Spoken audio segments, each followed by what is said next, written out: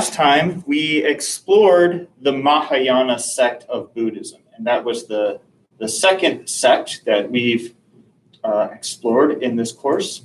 We began by looking at Theravada, and Theravada offered a really narrow approach to liberation in the Buddhist tradition, right? It said, you got to be a monk. So the only way is to become a monk, and because the female monastic traditions died out, it also meant you had to be a man. So that's just a small segment of the community that can actually pursue liberation.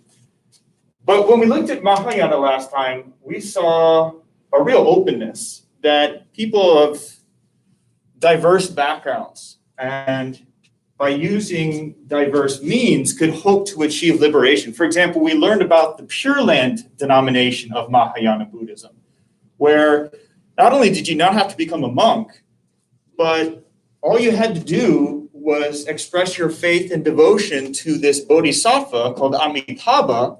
And the belief was that when you died, Amitabha would take you to his Pure Land, where it was very easy, basically guaranteed that you'd achieve enlightenment. So that was a completely theistic, devotional form of Buddhism, completely different than Theravada Buddhism. But within Mahayana, there were other denominations, other approaches. We talked about the Zen tradition as well, that focused on meditation and the cultivation of this realization that there's nothing that exists except for the Buddha nature. And the Buddha nature resides within all things. And once you come to that realization, you too can achieve enlightenment. And there are other denominations of Mahayana that we simply didn't have time to talk about. I mentioned one very briefly. It's called Nichiren, and all you have to do is focus your devotion on this text, the Lotus Sutra, and chant devotion to this text. And the belief is that you can achieve liberation. So thus far, we've seen a lot of diversity within Buddhism, not quite as much as we saw in Hinduism, but some diverse methods that exist within the Buddhist tradition. I want to add to that today by talking about a third sectarian branch of Buddhism. And this one is called Vajrayana Buddhism. And the most prominent subsect of Vajrayana Buddhism is Tibetan Buddhism. And a lot of Americans are, to some degree, familiar with Tibetan Buddhism. And when they think about a Buddhist figure, they tend to think of the Dalai Lama.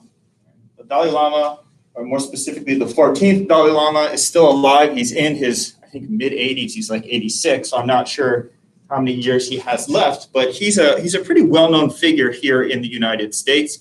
He's met with presidents and celebrities and things like that.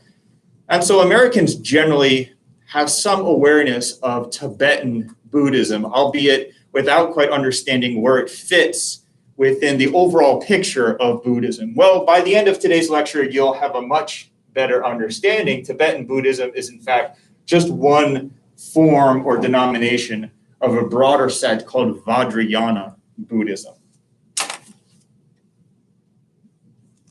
So let's begin by talking about the name of this sect. Last time we learned that Mahayana means the greater vehicle or the greater method, the greater approach, as opposed to Theravada, the way of the elders, a tradition that some Mahayana Buddhists will call Hinayana, meaning the lesser approach, the lesser method. Well, here we have that word yana again, meaning method, approach, vehicle, but we've got a new term at the beginning, and that is the word Vajra, which can be translated either as lightning, thunderbolt, or diamond. So we could translate Vajrayana to mean the lightning approach, which means that this is the form of Buddhism that proponents say is the most advanced. And because it's the most advanced, it's also the most effective, right? It's the most powerful method that human beings can pursue to achieve nirvana, to achieve enlightenment. It's known by some additional names. Sometimes in Western scholarship on Buddhism, Vajrayana Buddhism will be referred to as esoteric Buddhism. Esoteric meaning secret, right? That this is a form of Buddhism that emphasizes secret, sort of mystical knowledge. It's also called Tantric Buddhism. And Tantric traditions exist within both Buddhism, as shown here, but also within Hinduism. And at the root of tantric traditions is this emphasis on the unity of opposites. So we find these texts initially produced in India by both Hindus and Buddhists. These texts are called tantras that describe the world as a field where different forms of energy interact with each other. That there are, at the core, two opposing but ultimately complementary forms of energy. In East Asian thought, we can think of this as yin and yang. Right? It's positive and negative, spirit and matter, male and female. And according to tantric thought, if you can harness these energies and bring them into union and come to the deeper understanding that the idea of opposition here is ultimately an illusion, you can harness that energy and almost like a superpowered fuel, then use it to push yourself through to liberation. So in Vajrayana Buddhism, this lightning approach, the idea is that you can harness this energy through these advanced techniques and use those powerful methods to push yourself through to liberation. Now, you'll notice on the right here that we have some unexpected images. We have a Buddha figure engaged in sexual intercourse with a woman. And you might say to yourself, wait a minute, isn't that contrary to the Buddhist teachings we've been learning about thus far? For example, if we went back to Theravada, we learned about the rules that the monks are supposed to live by. They have to be celibate, right? Renounce, family and sexuality and the pleasures of life. Yeah, that's absolutely true. What's going on here is that these are tantric images. So the sexual intercourse being depicted here represents the union of opposites. So notice that the Buddha figure in both of these images is dark. The female figure is light. Dark, light. The Buddha figure is male with the female. And their sexual intercourse represents the union of these two opposing different types of energies. So both metaphorically and also in a kind of obvious literal sense, sexual union is often used in tantric texts, both within Hinduism and Buddhism, to symbolize the harnessing of those energies. And historically, there have been actual tantric rituals that involve real sex, but that's not our focus here in this lecture. That's a broader topic that'll take us into all kinds of different areas. So Vajrayana Buddhism is understood by practitioners to be the most advanced form, the most sophisticated form, and also the most effective form. So it doesn't say, hey, Theravada and Mahayana, you guys are completely wrong. It doesn't accuse them of being heretics, right, or imposters. Those are just earlier stages of Buddhism. Simpler teaching. So they would say, hey, the Theravada Buddhists, the first guys that we looked at, they bring like Buddhism 101, the simple moral discipline of monastic life. And that stuff is all good, but it's the most basic form of Buddhism. And then we had Mahayana Buddhism, which we learned about last time. And they begin to explain the real doctrines of Buddhism, like the Trikaya, the three bodies or three forms of the Buddha, the existence of the Buddha nature, the existence of the bodhisattvas who intervene in our world to help liberate people. Now Vajrayana adds on top of those things these new advanced doctrines, these new advanced means, practices to present the most effective form of Buddhism. But despite the fact that Vajrayana Buddhists claim that they have the most advanced form, this is not the most popular form of Buddhism. It's actually the smallest of these three sectarian branches. So Mahayana, which we learned about last time, is the largest. The second largest is Theravada, and this is actually the smallest. So going back to American perceptions of Buddhism and the fact that when Americans think of Buddhism, they think of like Tibetan Buddhism, they're actually thinking of the smallest branch of Buddhism. So Tibetan is just one subsect of Vajrayana Buddhism, which happens to be the smallest sect. So using Tibetan Buddhism and the Dalai Lama as your sort of archetypal Buddhism is very problematic. It's very flawed because it doesn't represent Buddhism as a whole by any means. When we were exploring Mahayana last time, we talked about how Mahayana Buddhism introduces these new ideas centuries after the Buddha lived. And one could easily make the argument that, hey, how can you say this is Buddhism when there's no evidence the Buddha taught these things until now? Well, the story goes that no, the Buddha did teach those things, but they were kept back, withheld from the people until they were ready to receive these advanced teachings. And that's why we only see Mahayana ideas around the 1st century CE, right? And the Buddha died in either the 5th century BCE or the 6th century BCE. Well, Vajrayana Buddhists say the same thing. They say just like Mahayana sutras were withheld, our sutras were also withheld even longer because this is the really potent, really powerful stuff. And it builds off of the ideas of Mahayana Buddhism with the idea that once people were able to digest and make sense of Mahayana teachings like Bodhisattvas and the Trikaya, then finally they would be able to receive and to understand, to process Vajrayana teachings, this really advanced teachings. Historically, we don't see traces of this tantric esoteric form of Buddhism until about the 7th century of the Common Era. So we're talking about a form of Buddhism that emerges over 1,000 years after the time of Siddhartha Gautama, the founder of the Buddhist tradition. So from a critical historical perspective, you could probably make a persuasive case that this particular sect of Buddhism adds things that were not taught by Siddhartha 1,000 years before, and you could do so probably pretty easily. So it's the ideas of Vajrayana Buddhism that begin in India. At the same time, these ideas are circulating within Hindu communities that then spread northward. And we see Vajrayana Buddhism take root in Tibet, in parts of China, and also into Japan, but most notably in the Tibetan plateau, which according to contemporary political boundaries and norms is part of China. But historically, we can talk about it as separate as well. One of the distinctive things about Vajrayana Buddhism is that it emphasizes that these teachings are not meant for mass consumption, right? They're so powerful, they're so advanced that they're not for widespread dissemination. Instead, it emphasizes that you need to take a guru, a religious spiritual instructor, a guide, to lead you on this spiritual path.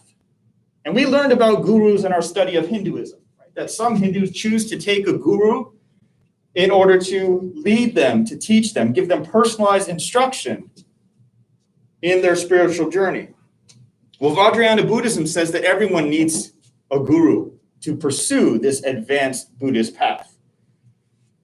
And that's why this form of Buddhism is described as esoteric, because it's not for everyone to learn. You're supposed to be initiated into these advanced teachings through your guru, through your personalized teacher. So Vajrayana Buddhism, Tantric Buddhism, esoteric Buddhism, spreads from northern India northward into Tibet by the 8th century. And tradition says that the monk who introduced Vajrayana Buddhism to Tibet was a figure called Padmasambhava. And I'll tell you the traditional story of Padmasambhava in a moment. His name literally means, well, at least that name, he has a couple names. That name means lotus born, lotus born. And the tradition goes that Padmasambhava arrives in Tibet and he introduces the teachings of Vajrayana Buddhism, but the people in Tibet already have their own indigenous religion. And we learned about indigenous religions earlier on in the semester. The indigenous religion in Tibet was polytheistic, lots of gods and goddesses, belief in spirits, and different rituals to interact with the spirits and the gods in hopes that they will benefit people in this life. Crops grow, healthy kids, success in business, all those types of things. Well, instead of trying to eliminate the existing indigenous religions, we're told that Padmasambhava incorporates the two together. We have an incident of syncretism, right, of mixing religions. So this combination of this indigenous religion that people commonly refer today as Bon, this mixing of the Tibetan indigenous religion with Vajrayana Buddhism becomes what we know today as Tibetan Buddhism. So Tibetan Buddhism is a form of Vajrayana Buddhism, but not all Vajrayana Buddhism is Tibetan Buddhism. It is by far the best known and the most influential, particularly in modern times, thanks to the successful media strategies of the 14th Dalai Lama, traveling around the world. There are movies about his life. He publishes books in multiple languages. So there's really a disproportionate awareness of Tibetan Buddhism, that even though it's just a small branch of Buddhism overall, people are far more aware of it than they are other, for example, the Theravada tradition. So we find Vajrayana Buddhism as the dominant form in Tibet. And then there are certain parts of the world where the Tibetan Vajrayana tradition had special influence. For example, in Mongolia, during the time of the Mongol Empire, there was interaction and respect for the Tibetan gurus of the Vajrayana tradition, and they spread their sect of Vajrayana Buddhism to Mongolia. We can also find it in nearby countries like Nepal and Bhutan. Now, one of the things that occurs, and Padmasambhava is credited with this as well, is that the Sanskrit texts from India are translated into Tibetan. And the Sanskrit word guru, which means teacher, is translated into Tibetan as lama. So lama in the Tibetan language means guru or teacher. So in Tibetan Buddhism, the gurus are all called lamas. And that's why we have this figure called the Dalai Lama, that he is a guru, one of these initiated teachers who can impart the advanced doctrines of Vajrayana Buddhism or Tantric Buddhism to others. Here we can see the geographic region of Tibet, just north of India. So this is the birthplace of Buddhism. And you can see it's not a far distance into Tibet. The real challenge is that this is the Himalayan mountains. So we're talking about high altitude, rugged terrain, difficult to grow crops.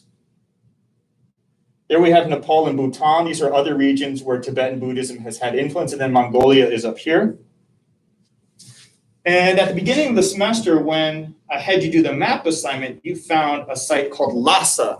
So Lhasa is the holy city of Tibetan Buddhism, once the headquarters of the leader of the Gelugpa school of Tibetan Buddhism, based there, an important site of pilgrimage. And it's just to the east of Lhasa, where Padmasambhava is said to have arrived and introduced Vajrayana Buddhism to Tibet. So Padmasambhava is credited as being the founder of Tibetan Buddhism. The reality is that it was probably far more complex, lots of cultural interaction and trade going on, but people like simple narratives, right? With the simple founders, that one person sort of achieved all this, it's much easier. So it's Padmasambhava who's credited with introducing Buddhism to Tibet. Now, the name Padmasambhava means lotus born, and that reflects the mythology surrounding this figure. But he's also known as Guru Rinpoche. So Guru being the title here, Rinpoche being his actual proper name. So the story goes that Guru Rinpoche, later Padmasambhava, arrives in Tibet, and apparently previous monks, gurus, had come to Tibet and tried to introduce Buddhism, tried to introduce the Buddhist Dharma, but the spirits of Tibet, revered by the indigenous religion, were hostile to the teachings of Buddhism. So whenever someone would try to build a monastery, the spirits would intervene and the monasteries would collapse, that the building couldn't be constructed. But here comes Guru Rinpoche, who's trained in the tantric arts.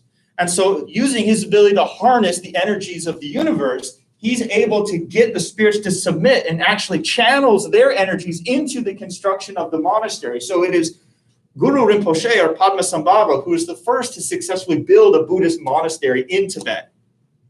And the spirits who had once opposed the construction of such a monastery now become the guardians of it.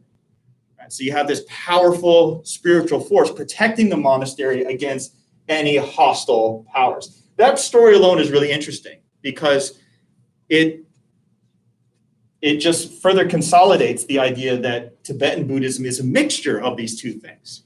Right? The indigenous religion of Tibet with Vajrayana Buddhism, just as Padmasambhava harnesses the spirits of Tibet to construct this Buddhist monastery.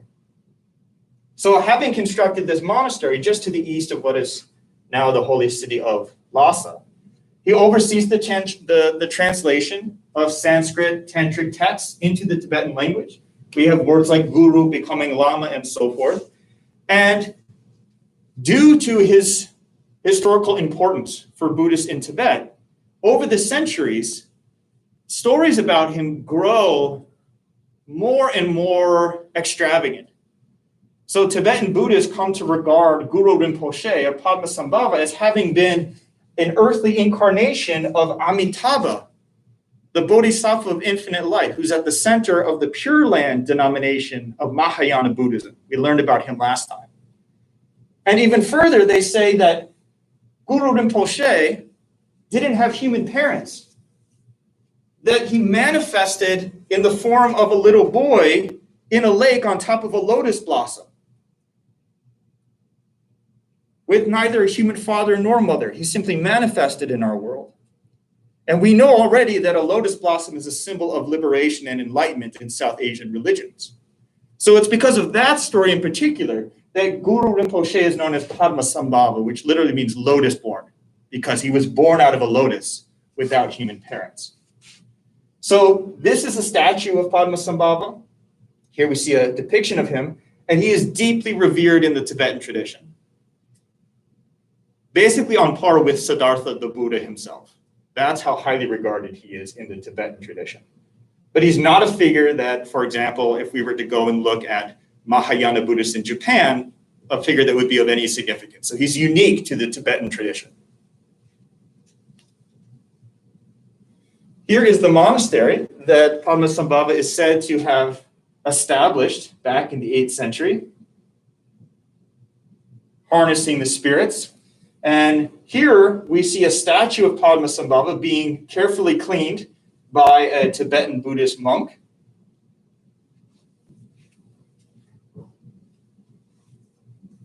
Now, in the centuries after Padmasambhava, it's said that people gradually fell away from Buddhism. They got to be lax, right? They weren't practicing Buddhism the way they were supposed to. They weren't following the rules. Even the monks weren't rigorously following the Dharma. They got lazy, they got corrupted. So we're told that in the 14th century, a religious reform movement began in Tibet. And this happens in religions all over the world, right? After a while, communities can go astray, right? They can end up not practicing the religion the way they're supposed to. So then a reform movement begins to try and clean things up, purify the religion. There's all kinds of examples throughout history of these types of movements in different religions. Well, that's what occurred in the 14th century.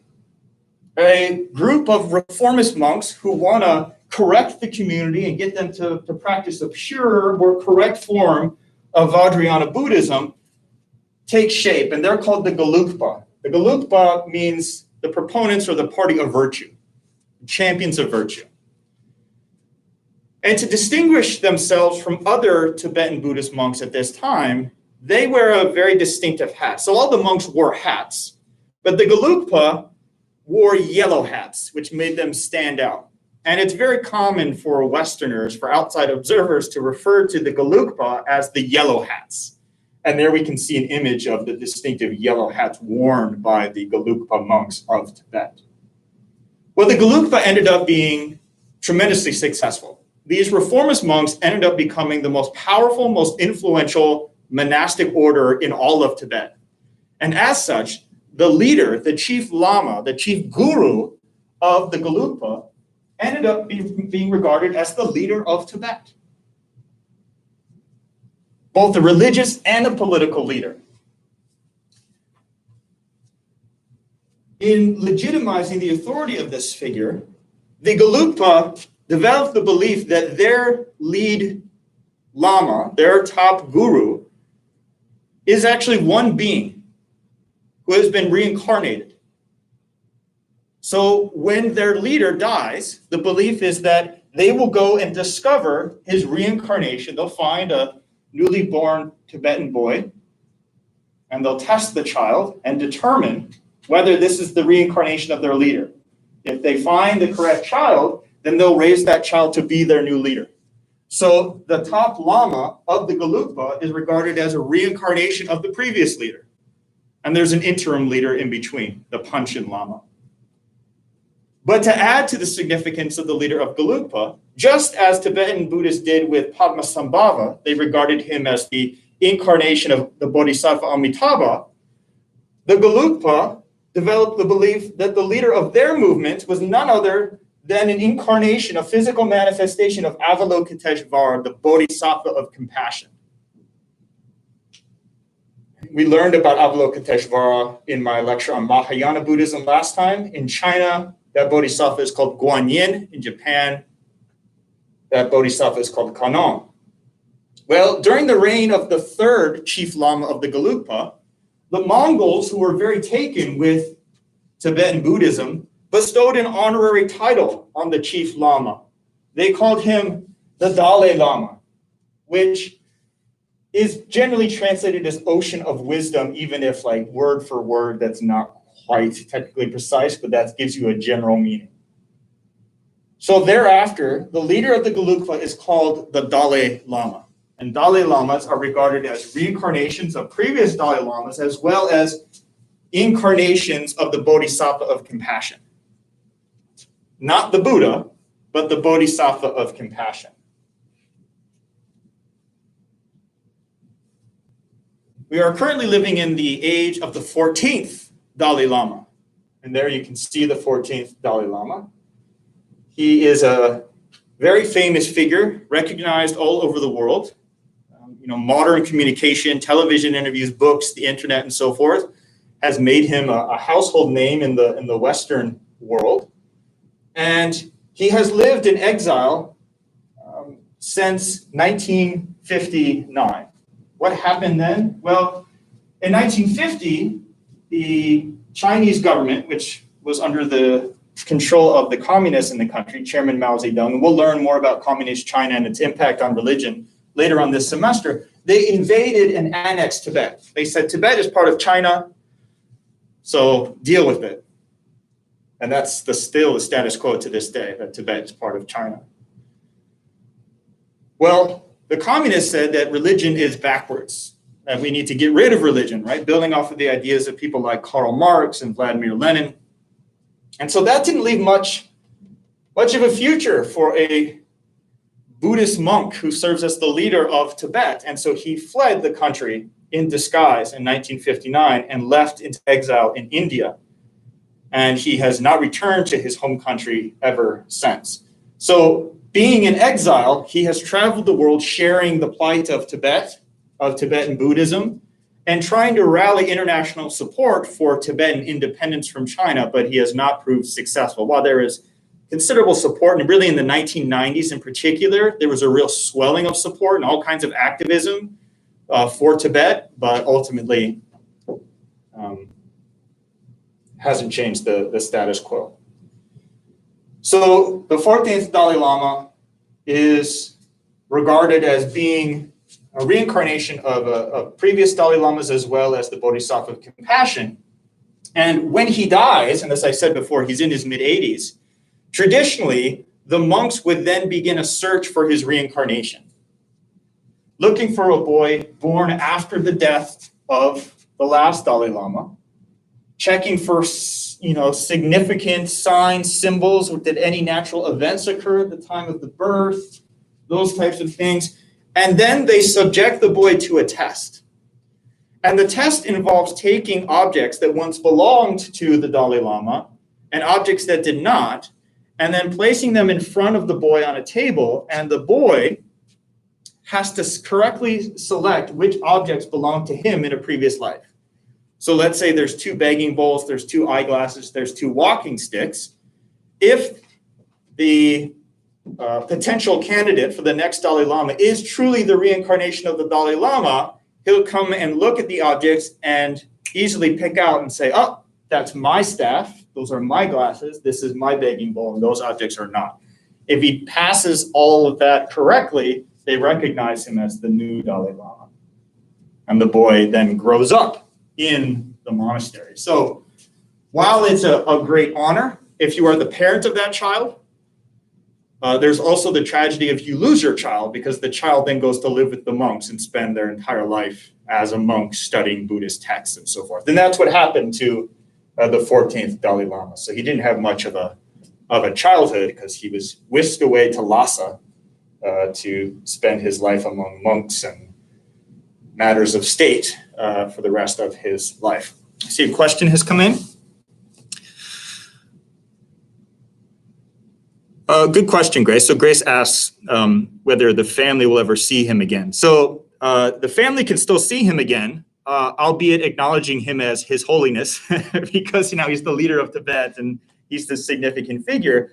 But in terms of raising him and having him over for family events, that's not really part of his life anymore. So they can see him and meet with him, but it's typically meeting with the Dalai Lama. He is the Dalai Lama now. He is the leader of the country and this important religious figure. So that changes the whole dynamics of the relationship. So it was during the reign of the 5th Dalai Lama that the official residence of the Dalai Lamas was constructed in Lhasa, the Patola Palace. So when the Dalai Lama was still in control of Tibet, this was both where he lived, but also the headquarters of the government. That the Dalai Lama was like a monarch, not unlike the Pope within Vatican City, and would have cabinet members and designate and preside over all matters of state. And so by going into exile, he lost his real political power, although he's still the head of the government in exile, which is based in India, and it became more of a just religious, spiritual leader as such. Here's another look at the Patola Palace in Lhasa. You can see the traditional terrain of Tibet, mountainous, rugged, cold, austere. And pilgrims traditionally go to visit the Patola Palace, and as they're traveling there, they'll engage in prostrations along the way facing the Patola Palace. It's quite an arduous type of journey where they stop and they bow and they prostrate on the ground with every step towards the palace. But I imagine the significance of that pilgrimage has been undermined by the fact that the Dalai Lama is no longer a resident there. Obviously, it was of greater significance when it was the actual seat of the Dalai Lama. This is his headquarters in exile. So when he fled Chinese rule in 1959, the Republic of India, right? And we learned about the creation of the Republic of India in 1947 after independence was achieved from the British. We have an independent India, and they welcomed the Dalai Lama as a refugee seeking asylum in India. And he and a number of other Tibetan refugees are based in Dharamsala, which is in northern India. And today, 28% of the population of that town in India is Buddhist. And when we talk about Buddhism in India today, I mentioned before that Buddhism largely dies out in India. Indian Buddhism really isn't a thing. So when we talk about Buddhism in India today, it's mainly people from other countries, such as Tibetan refugees, people from China, people from Myanmar, rather than actual Indian Buddhists, because Hinduism basically reabsorbed Indian Buddhism. In the 1990s, there was a lot of international support for Tibet, for the Dalai Lama. And here in the United States, there was a big push in support of Tibet, and a Tibetan freedom concert was organized with a lot of major musical acts. It was chiefly organized by a group called the Beastie Boys. I I think only 2 members of the Beastie Boys are still alive today. But the reason why the Beastie Boys were involved in it is because one of the members, who later died of cancer, converted to Tibetan Buddhism. So Tibetan Buddhism had a big impact on the Beastie Boys and led them to organize this big concert in support of Tibetan freedom. There's the Tibetan flag behind the main stage. You can see the masses of people here. And we had acts like U2, Foo Fighters, Beastie Boys, as I said, Alanis Morissette, De La Soul, Tribe Called Quest, Radiohead, Biz Markie. I don't know if you guys know Biz Markie, but a lot of major acts in support, but no real goals were achieved, and there's just not the same type of support for Tibet today as there was at that time. Another contributing factor for popular support of Tibet and the Dalai Lama was that in the 1990s, a bunch of movies were made about Tibet. And this is 7 Years in Tibet, starring Brad Pitt. And it's the true story of a German explorer who spent some time in Tibet when the 14th Dalai Lama was a boy. So it tells the story of the relationship between this German explorer who went to Lhasa and became friends with a young Dalai Lama. And then this is a Martin Scorsese film called Kundun. And Kundun is one of the honorary titles of the Dalai Lama. It means the presence. And this is it's the biography of the Dalai Lama, but focusing mainly on his youth. So it depicts, for example, the test that he undergoes where he has to pick the objects, and then growing up in Lhasa, and then the events of the Chinese invasion of Tibet and ultimately fleeing into exile. So when you have major A-list celebrities and directors making films about you, that greatly increases the popular awareness of you and your religious movement, even though, again, it's a small sect of Buddhism compared to other forms. So one of the distinctive practices associated with Vajrayana Buddhism is the use of mantras. Mantras are also used in the Hindu tradition. I see another question has come in. Like the avatar on TV. Danielle, I'm not quite sure what you're referencing. Sorry about that. So mantras are these sacred phrases that are repeated during devotional exercises, during meditation. And Tibetan Buddhists believe that there are certain mantras that are especially powerful, right? They can channel these powerful energies to assist people in their pursuit of liberation. And one of the most popular mantras in the Tibetan tradition is this one, Om Mani Padme Hum, which is the mantra of the Bodhisattva of compassion, Avalokiteshvara. And here you can see a literal translation of these words. They have it as pure body, jewel, wisdom, unity. That doesn't make too much sense. I've also heard it more poetically translated as the jewel in the lotus blossom. That's much nicer than that loose assembly of words. So we'll see the use of mantras in a variety of contexts in the Tibetan tradition.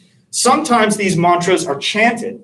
And Tibetan monks, and here we can see 3 members of the Gelugpa with their distinctive yellow hats.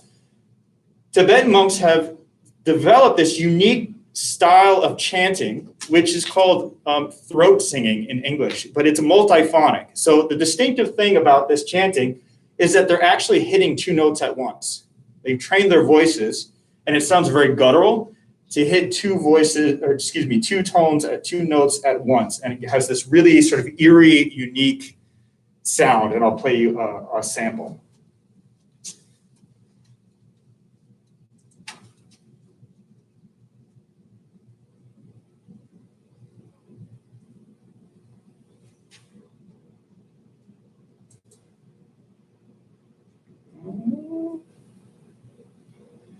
Okay, apparently my sample does not want to work. Apologies for that. If you've ever heard a Beastie Boys album, they actually sample Tibetan throat singing in their songs, so you would hear it used there. Mantras are also deployed on what are called Tibetan prayer wheels. So instead of simply chanting Om Mani Padme Hum, Om Mani Padme Hum, that mantra is written on these wheels. And devotees can simply walk down and spin the wheel. So you see this woman walking down beside these wheels. And the belief is that if you spin this wheel, it's as if for each time the wheel spins, it's the equivalent of someone chanting the mantra. So let's say you spin it fast and it goes, 100 times? Well, maybe you did it 100 times, 50 times. It's like someone just chanted it 50 times. Now, if there's a whole row, each turn you're making is a few dozen chanting, and then each wheel going down. So it's like this extra expedient means of chanting the sacred mantra, sending out good karma in the immediate environment, but also upon you and assisting you in your spiritual progress. The same idea lies behind the use of Tibetan prayer flags. So you may have seen these before, these colorful prayer flags. These originate in Tibet, and we can find them in communities all around the world due to Tibetan influence, including sites like Bodh Gaya in India. And here, these flags have mantras written on them. That's what you can see here, but sometimes entire sutras as well. And the idea is that when you hang these flags up and the wind blows, when the wind blows against the flag, the idea is that it's carrying the merit, the good karma, the blessings of those mantras or those sutras out into the world, out into the immediate environment. So just like spinning those prayer wheels, the wind blowing these flags is also sending out blessings and positivity into the world. And in Tibet, where it's so rocky and mountainous and the altitude is so high, it's very windy. So the flags are especially appropriate. There is also a distinctive burial method that's used in Tibet. And this is commonly referred to in English as a sky burial. Because Tibet is mountainous and rocky, there's not a lot of trees, the ground is very difficult to dig into. The practice developed that instead of cremating people, which is the traditional Buddhist custom, wood is too rare and precious. If you're gonna cut down trees, use it to build a monastery, not to burn a dead body. So cremation traditionally isn't done in Tibetan Buddhism. And likewise, the ground is so rocky that you can't dig deep enough to bury a body. So the custom developed that you take the dead out and you dismember the body and feed the body to vultures. So that's what's gone on here. We see these vultures assembled and people have brought the dead body out. They chop up the remains of the dead, and in a kind of final act of compassion, they feed the birds, right? These sentient living beings that suffer like all other living beings are able to eat, and it also disposes of the dead body. And if you believe that we have millions of different bodies in different forms because of reincarnation, then the significance of one body isn't as important. In the religions that originated in the Middle East, like Christianity and Islam, the body is very important. That's why you have a tradition of burial, the belief being that the body will be resurrected one day. But here, the body is not as significant, and so they feed the body to vultures. And one last example of a distinctive Tibetan practice is the construction of sand mandalas. So a mandala is a geometric design meant to represent the universe. And Tibetan Buddhists will create these ornate geometric designs that feature a central Buddhist figure, the Buddha, surrounded by pairs of Buddhas representing both positive, negative, male, female, heaven, earth, mind, body. And the mandalas are constructed out of sand. Now, one of the principal teachings of the Buddha that we learned about in my first lecture is that everything is impermanent, right? Nothing is permanent. So you can't be attached to anything because nothing stays the same. Everything is always in flux. So the construction of a sand mandala in Tibetan Buddhism, in addition to sending out good karma and merit with the particular designs, is also a lesson in impermanence. The monks work very hard creating these elaborate, beautiful designs. And then when they're done, they destroy it. So they've got this painstaking effort, pouring colored sand to make this intricate design, taking days. And then when it's done, they take a brush and they destroy it. So it teaches impermanence. They're not attached to their artwork. They're not attached to this beautiful image, right? So it teaches them impermanence and to move beyond it. Now, Tibetan monks today, to help share the plight of the Tibetan people and the Tibetan cause, they travel all around the world and construct these sand mandalas. And in 2015, they came to Myrtle Beach and they created one. And I'm going to show you a time-lapse video of them creating the sand mandala and then destroying it as a lesson in impermanence. Unless, of course, my video clip doesn't work, which is always a possibility.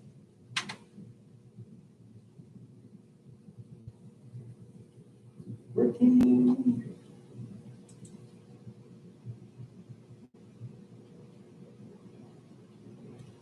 Nope. I even came in early to make sure everything was going to work, but for some reason it's not. So I will conclude there. I apologize for the technical errors and also for the stream feed. The ideas that represent past lives. Still not following you, Danielle. I apologize. Anyway, so on Friday, we'll wrap up our study of Buddhism, talking about modern Buddhism. And then next week, we'll look at Jainism and Sikhism before we have our second exam of the semester. All right. See you then.